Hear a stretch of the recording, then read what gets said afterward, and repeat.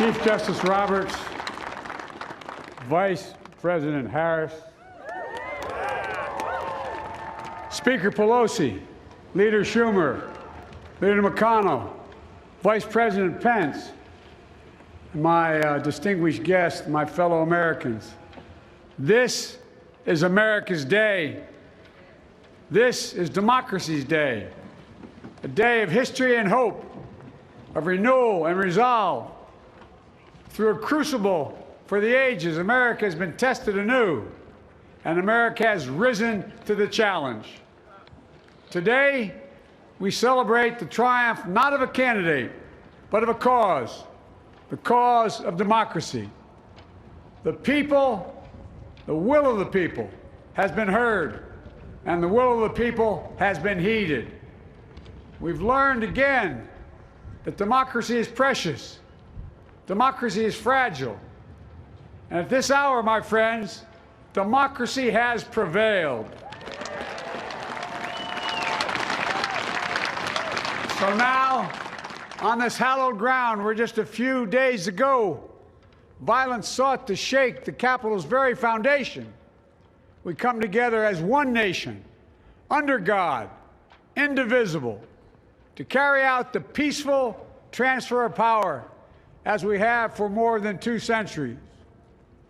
As we look ahead in our uniquely American way, restless, bold, optimistic, and set our sights on the nation we know we can be and we must be.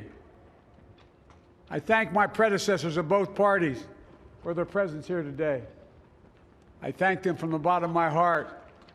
And I know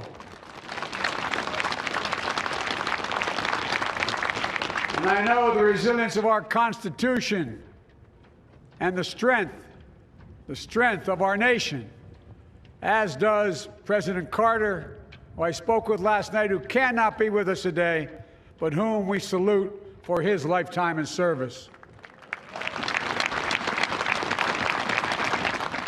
I've just taken the sacred oath each of those patriots have taken, the oath first sworn by George Washington.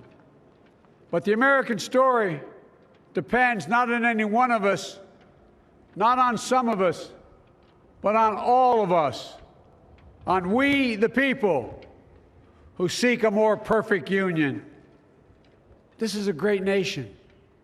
We are good people. And over the centuries, through storm and strife, in peace and in war, we've come so far. But we still have far to go. We'll press forward with speed and urgency, for we have much to do in this winter of peril and significant possibilities. Much to repair, much to restore, much to heal, much to build, and much to gain. Few people in our nation's history have been more challenged or found a time more challenging or difficult than the time we're in now. Once-in-a-century virus that silently stalks the country has taken as many lives in 1 year as America lost in all of World War II. Millions of jobs have been lost. Hundreds of thousands of businesses closed. A cry for racial justice, some 400 years in the making, moves us. The dream of justice for all will be deferred no longer. A cry for survival comes from the planet itself, a cry that can't be any more desperate or any more clear. And now, a rise of political extremism, white supremacy, domestic terrorism, that we must confront and we will defeat. To overcome these challenges, to restore the soul and secure the future of America, requires so much more than words. It requires the most elusive of all things in a democracy: unity. Unity. In another January, on New Year's Day in 1863, Abraham Lincoln signed the Emancipation Proclamation. When he put pen to paper, the president said, and I quote, If my name ever goes down into history, it'll be for this act, and my whole soul is in it. My whole soul is in it. Today, on this January day, my whole soul is in this, bringing America together, uniting our people, uniting our nation. And I ask every American to join me in this cause.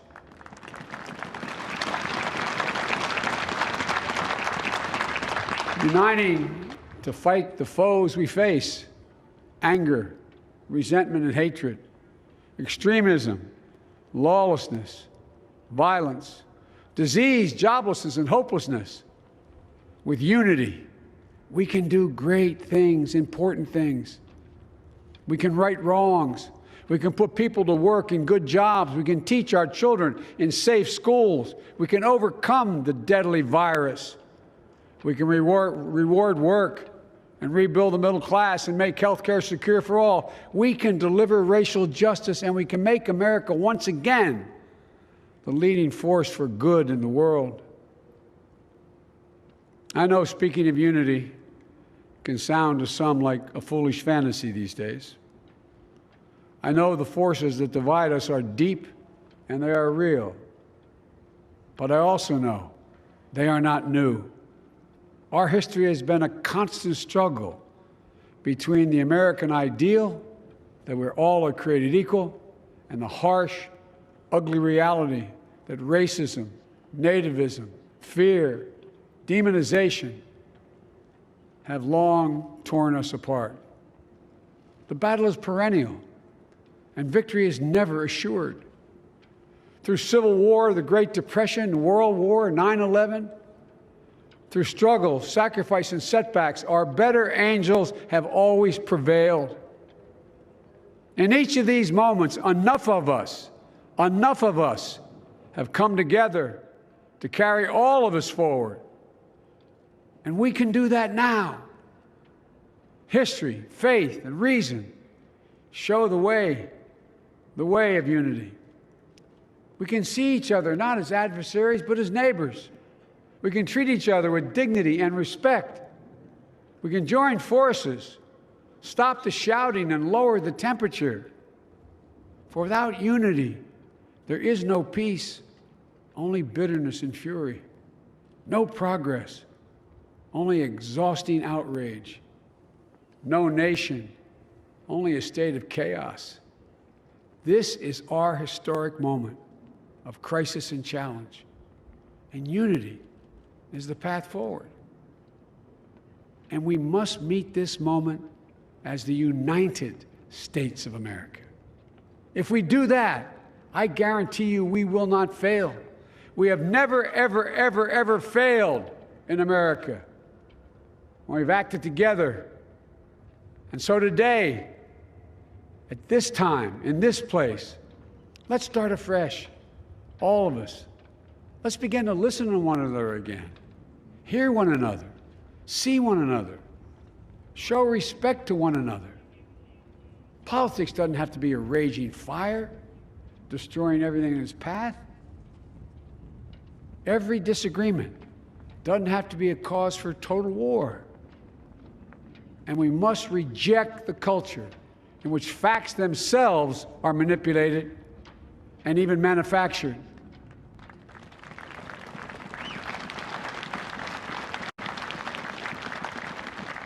My fellow Americans, we have to be different than this. America has to be better than this. And I believe America is so much better than this. Just look around. Here we stand in the shadow of the Capitol Dome, as was mentioned earlier, completed amid the Civil War, when the Union itself was literally hanging in the balance. Yet we endured. We prevailed. Here we stand, looking out on the great mall where Dr. King spoke of his dream. Here we stand where 108 years ago, at another inaugural, thousands of protesters tried to block brave women marching for the right to vote. And today, we mark the swearing in of the first woman in American history elected to national office, Vice President Kamala Harris. Don't tell me things can't change. Here we stand across the Potomac from Arlington Cemetery, where heroes who gave the last full measure of devotion rest in eternal peace. And here we stand, just days after a riotous mob thought they could use violence to silence the will of the people, to stop the work of our democracy, to drive us from this sacred ground. It did not happen. It will never happen. Not today, not tomorrow, not ever. Not ever.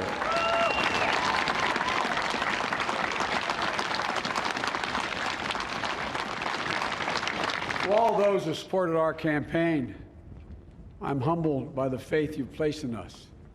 To all those who did not support us, let me say this. Hear me out as we move forward. Take a measure of me and my heart.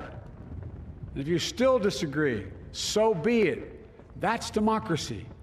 That's America. The right to dissent peaceably within the guardrails of our republic is perhaps this nation's greatest strength. Yet hear me clearly. Disagreement must not lead to disunion. And I pledge this to you. I will be a president for all Americans. All Americans. And I promise you, I will fight as hard for those who did not support me as for those who did.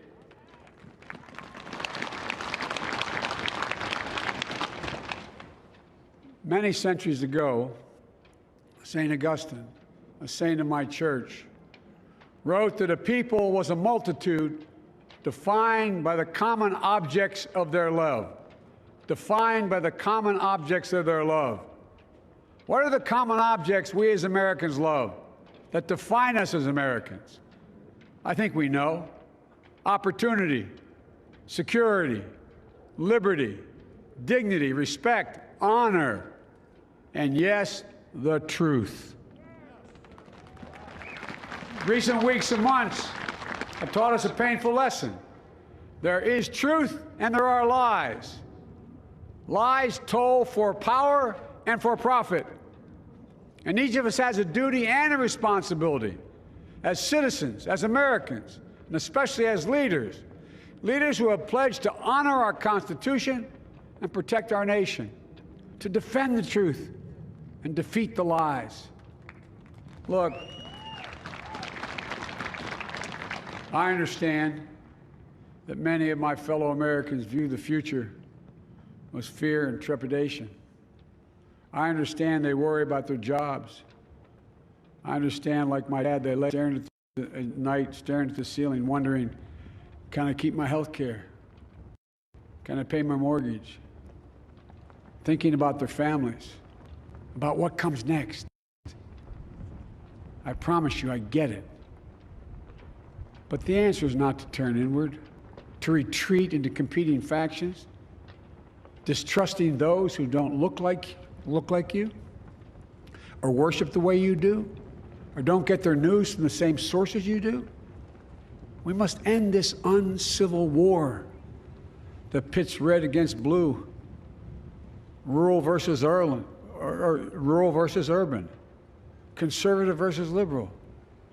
We can do this if we open our souls instead of hardening our hearts, if we show a little tolerance and humility, and if we're willing to stand in the other person's shoes, as my mom would say, just for a moment, stand in their shoes. Because here's the thing about life. There's no accounting for what fate will deal you. Some days, when you need a hand. There are other days when we're called to lend a hand. That's how it has to be. That's what we do for one another. And if we are this way, our country will be stronger, more prosperous, more ready for the future.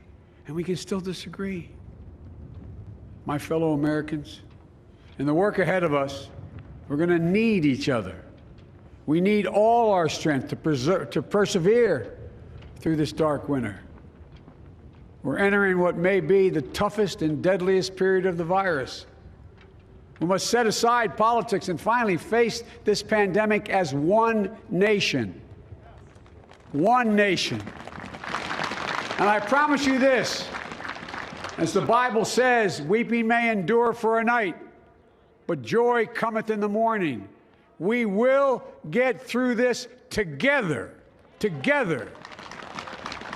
Look, folks, all my colleagues I serve with in the House and the Senate up here, we all understand the world is watching all of us today.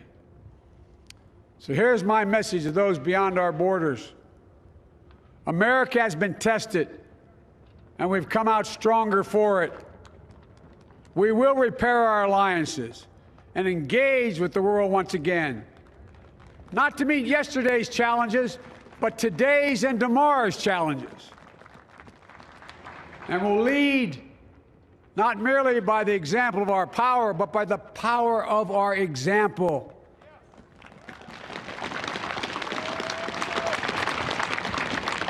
We'll be a strong and trusted partner for peace, progress, and security. Look, you all know we've been through so much in this nation. And my first act as president, I'd like to ask you to join me in a moment of silent prayer. Remember all of those who we lost in this past year to the pandemic.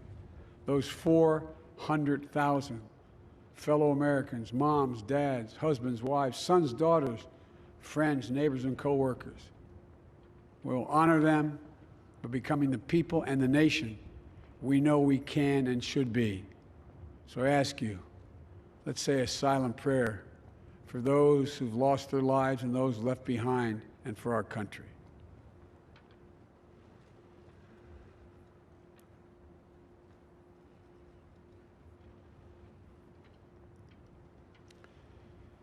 Amen.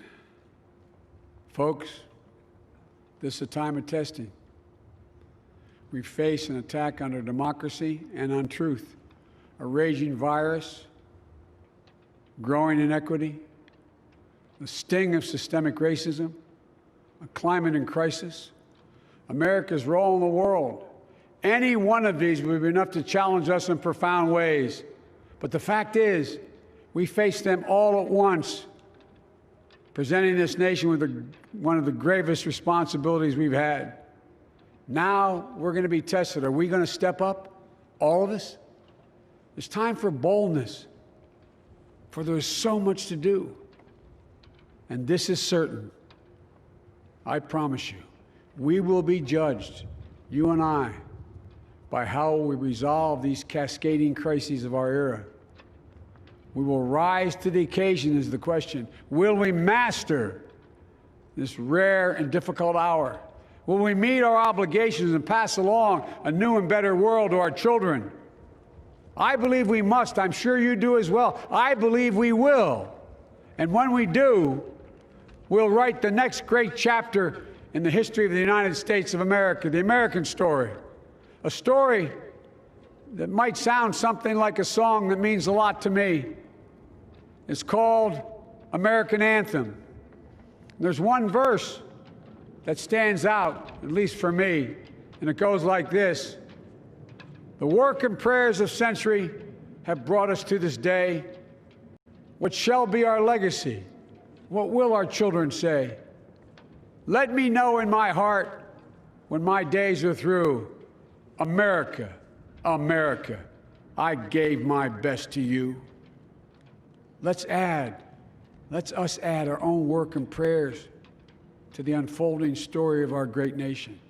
If we do this, then when our days are through, our children and our children's children will say of us, they gave their best, they did their duty, they healed a broken land. My fellow Americans, I close the day where I began, with the sacred oath. Before God and all of you, I give you my word. I will always level with you. I will defend the Constitution. I'll defend our democracy. I'll defend America.